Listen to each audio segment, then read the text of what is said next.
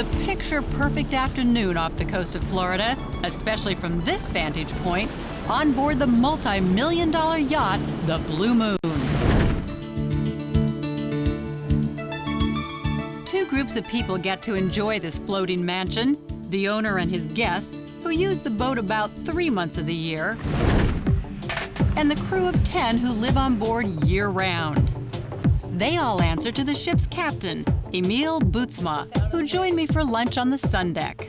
Oh my gosh, and what a feast! Do you eat like this all the time? Absolutely.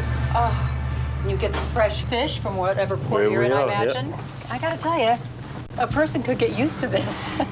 But what is it like for you? I mean, there are 10 of you that work this ship. I mean, living together, eating together, relaxing together.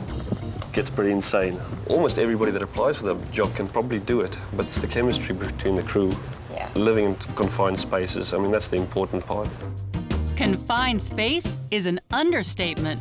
The crew quarters on the bottom deck include 4 shared bedrooms, each 10 by 12. Every crew member has a single bed, a small closet, and a shared bathroom. There's also a laundry room and a mess area where they take all of their meals and breaks. And except for supply runs, when the owner's on board, the entire crew is there at all times. And what is life like out here then when the owners are gone? Are you allowed to avail yourself of any of the other amenities, a jacuzzi or any of those things? No, that's pretty much out of bounds. Yeah, that's the common misconception. Everybody thinks we have a good old royal old time, but it's not true. Actually, we work harder when there's nobody on board, because that's when all the maintenance gets done. Whether the owner is on board or not, the first order of the day: washing the boat with fresh water to protect all of the finishes from the corrosive damage of salt water. Well, we normally start pretty early, 7 in the morning. We'll get the boat washed down, chamois down, windows cleaned, top to bottom every morning. At the same time, the stewardesses are cleaning the interior of the boat, a job that never ends. They go into a routine of cleaning up behind the guests. Every time you've touched something, it'll be cleaned. Every time you've been in a shower, it'll be cleaned behind you. And it goes like that right through the day until after everybody's gone to bed. Fingerprints, oh my God. They're a stewardess's nightmare. We don't like fingerprints. The motto is to keep the boat looking immaculate at all times. They're also on call at all times. An intercom system allows the owner and guests to summon assistance from anywhere on the boat at the touch of a button.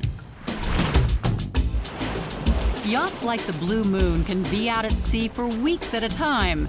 They're designed to be self-contained cities. With a desalinization system, they can make up to 12,000 gallons of fresh water daily. The ship has radar and satellite communications, so even in the middle of the ocean, you can pick up your favorite TV shows, send and receive emails, and make phone calls.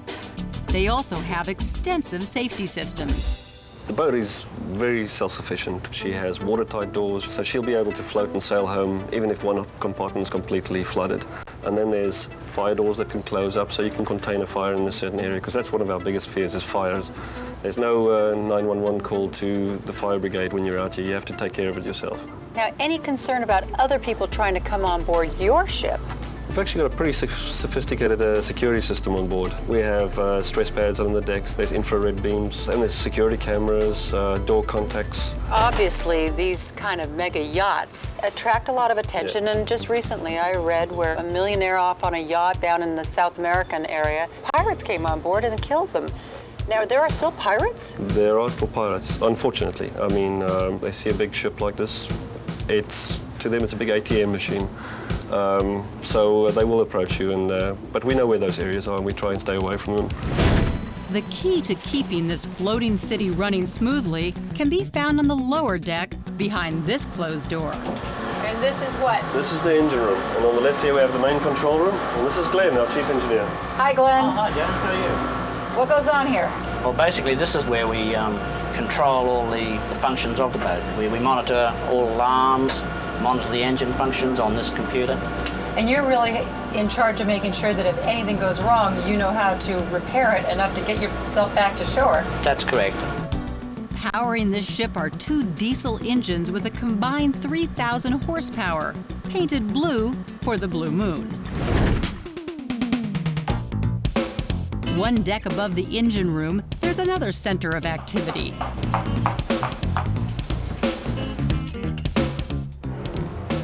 All right, some cooking going on here. The ship's galley is the domain of Chef Victoria Adams. You're not only responsible for the owners, but all the crew members as well. Yes, we have 10 crew and they eat a lot. So we have 2 meals a day, 5 days a week.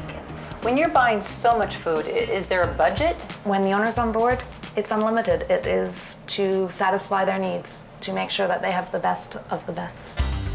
Although the space is limited, the galley is equipped with everything Victoria needs to create elaborate gourmet meals, but with the additional challenge of cooking while the ship is moving. Special latches keep the oven from flying open during a big swell, and the stove has guardrails around the burners. A lot of the movement is really rough on the boat, and things tip over, things are unstable.